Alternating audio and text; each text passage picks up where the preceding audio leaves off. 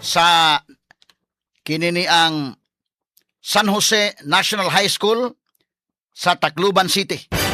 Gumikan kay na involved ini mga bata. Akong na istorya makigalaan ang station manager sa atong RMN Tacloban, si Justin Traya. Sa dugang pa mga detalye mga kigalaan, duha pa day kabuk day ang nasa ICU day.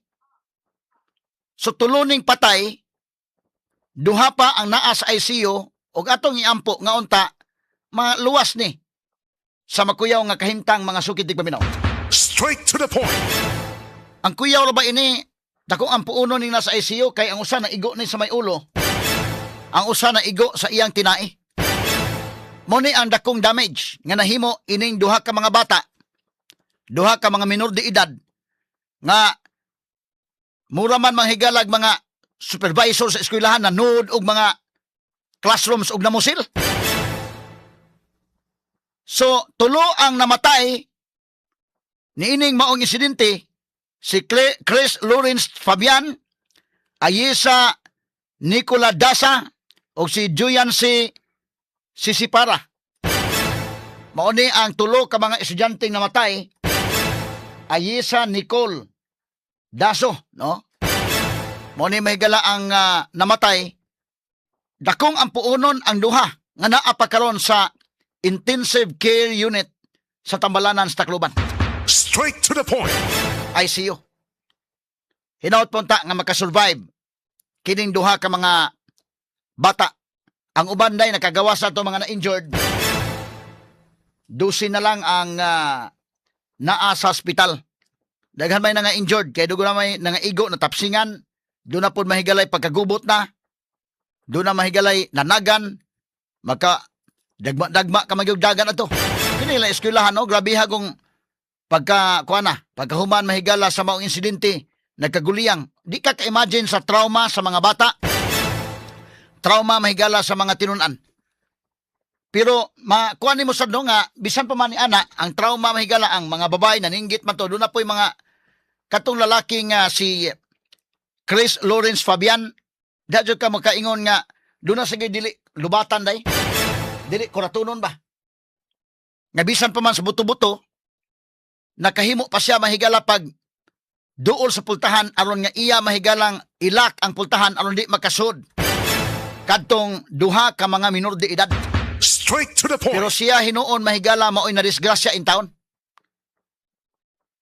Kining nahitabo sa usa ka bata mahigala nga atong gina-consider nga hero mga sukid tig paminaw.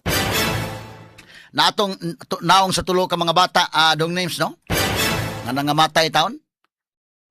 Onya, pwede ba nila ito na matapad? O, kini o. Mo ni mga bata klaro ni mo sa aura palandaan mga kigalaan. Sus, duha ka mga babae. O usa ka lalaki. Mo na nga, ang mga tao, dili ni mo mabasol o di sila mo tuo sa unang nigawas nga narrative nga kuno biktimas bullying tong duha ka bokeh. Mura man to mga gangster, ha? Straight to the point. Pwede ba nang matapad ni mo dong kanang nangamatay og katong mga biktima? Matandi nato ni mga kwan. Awa, ang mga aura ini mga bataa, mga kigalaan, mga babaeng buhat.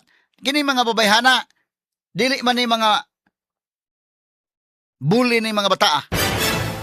Nya kining lalaki mga kigalaan nga si Chris Lawrence Fabian, nakita man nato ang iyang heroic nga gihimo atol mga higala sa hitabo. Tanawa ra ning duha nga kana dong names gagunit-gunit pagpusil ga picture pa daykin. Unya imong inon nga nabuli na sila day. Ha? Tanawa usa ka mga gara ni mga bataa. Malagmit pa magani nga sila may nambuli ani okay? Straight to the point. Gara-gara mga sugid ti paminaw pamatso-matso nga dunay daang mga pusil. Kining usa 38 caliber ang gida. Kining dunay tupi mga higala nga matud pa mao kunoy hinungdan kay gibuli tungos tupi.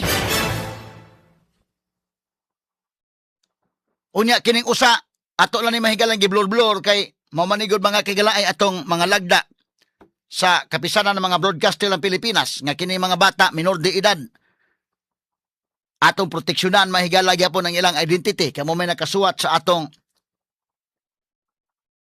KBP code. Mo follow man ta mga sukid dig paminaw. Pero kining nangamatay naman yung mga biktima mo nang ato na nang gipakita mga kahigalaan. Ingon ang PNP base sa ilang investigasyon 1 month na nga nagplano sa pagpangatake kining duha ka mga suspects. Straight to the point. Kining duha ka mga responsable sa maong krimen. Kay mao lagi ito ang ato mga higalang gibasa nga mga chat-chat nila ilang giplano og nangatawa pa sila murag wa gyud dili man ingon nga buliing day nga nagplano sila mubaos ta ni mao ni kay gibuli ta wa gyud ma-mention diha mga higala sa ilang chat-chat indekin. Ang na-mention na gyud nga nga tawa sila murag ilang tripping gyud nga mamusil adtong panahona mga kaigalaan. Straight to the point. Unya ang na-mention nga aware sila nga dunay balaod nga nagprotehir nila. Muna makasabot ka sa kamahigala nga dunay mo basol sa balaod nga gimugna ni Kiko Pangilinan. Dili malikaya ni mo na. Ang ubansan mo himog narratives nga si Duterte kuno may basolon. Pero arit ka mahigala sa mga chat. Unsa may na-mention sa mga chat? Ang na-mention mga higala nga nagplano sila. Wa ma-mention nga gibuli sila. Wa ma-mention kinsa ang target. Ang ilan ang giday nga mamusil sila. Muralag na musil langgam ni mga bataa. Straight to the point. Kay wa may giingon nga kinsa may tao nga nagbulin la may ilang tuyo gid kay. Targeted ba? Kini sa investigation sa police random man ang ilang ginahimo mahigala. Makit-an ka dito kay mapusilan ka. Mo ni anay tabo. So niya atong balikan mahigala to mga ilang messages nila kasama nga names asa man to katotoang pag-andam na bro, asa man to katong kuno siguro to nga screenshots. O man to ni Matiwas. First screenshot, second, third tingal nga screenshots dong. Tanawon ko na to dong. Kani. Okay. Sige kani. Yo bro, pag-andam la. Matod pa. Pag-andam lang. Adi ako pagkaturog kada anti. Kwarto bangin la niya bayaan itgan. So adi ako natulog sa ilang balay ni anti. Sa kwarto niya kay basin biyaan niya ang pusil. Ha. Katawa pa. Sige bro, ha. So sige sila katawa na bro, enjoy sila sa ilang plano nga mohimo sila og krimen. Straight to the point. Lingaw kayo sila. Murag na sila sa Cloud9 dahil nga enjoy sila gyud nga mo nitong himuon sa ilang plano. So, kining mga bata dunay discernment. Mo na nga kining 15 years old. Sigurado gyud nga pasaka ag kaso, in fact napasakaan na magkaso. Ang 14 anyos may luwas ining kalakiha. Nya ang 14 anyos mao ra ba agresibo nga mo padayon gyud sa himuon nga krimen ang kining 15 years old nabutang ra gani day nga nisunod niya.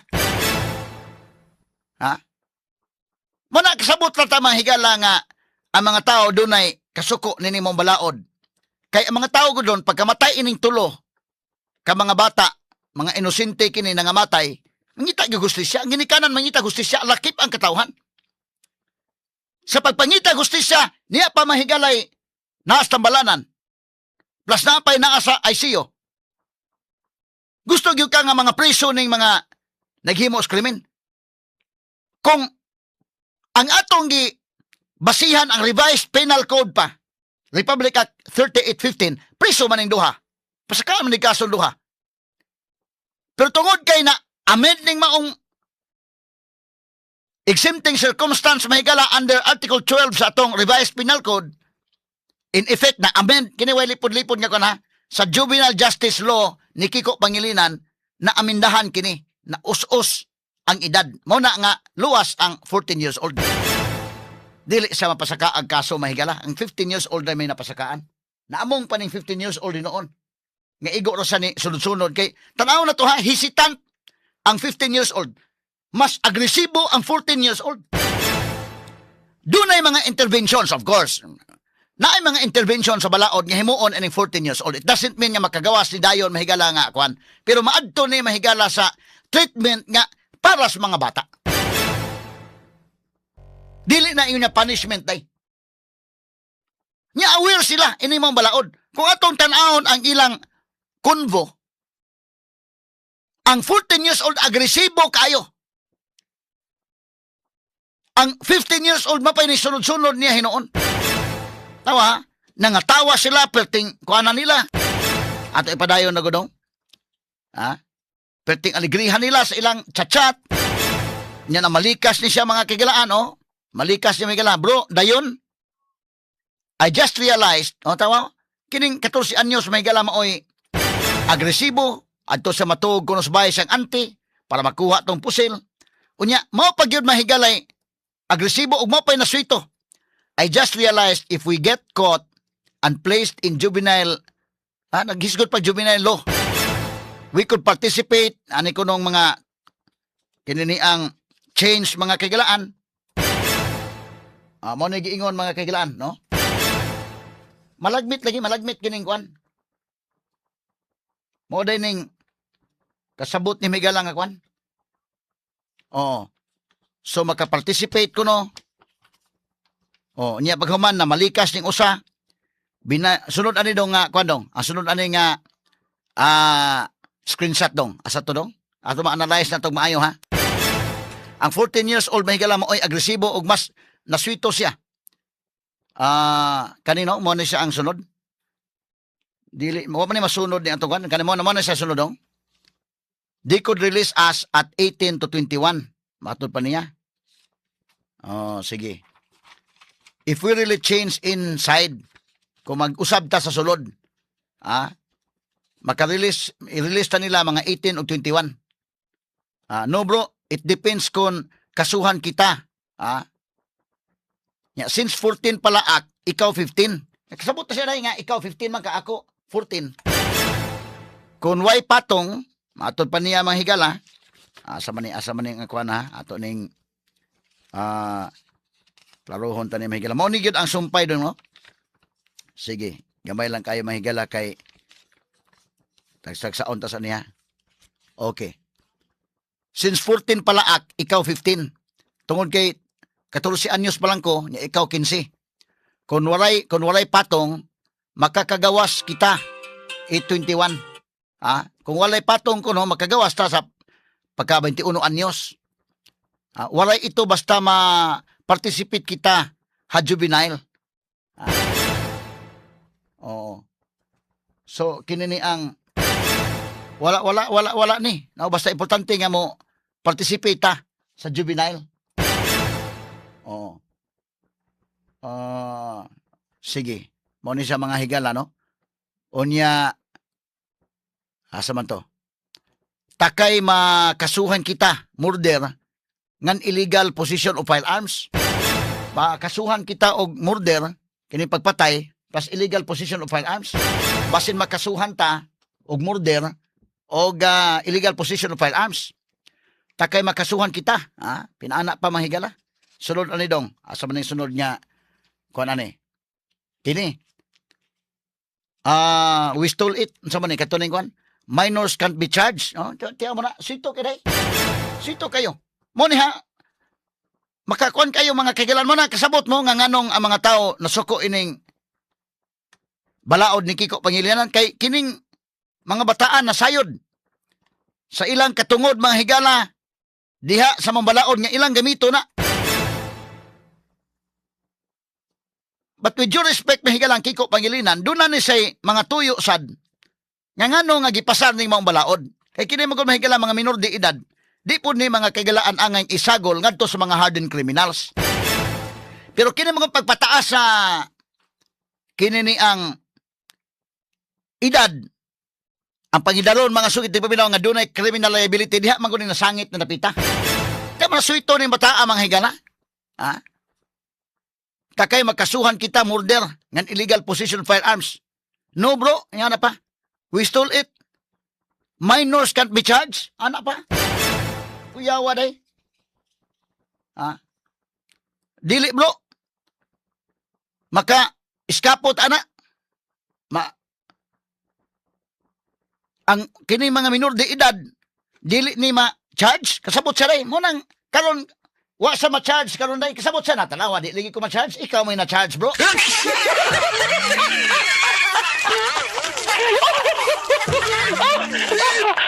ato lang ni Tiwason nag-analisar mahigala ning iyang mga chat-chat ha kay kinahanglan man ning content analysis ni. Ha?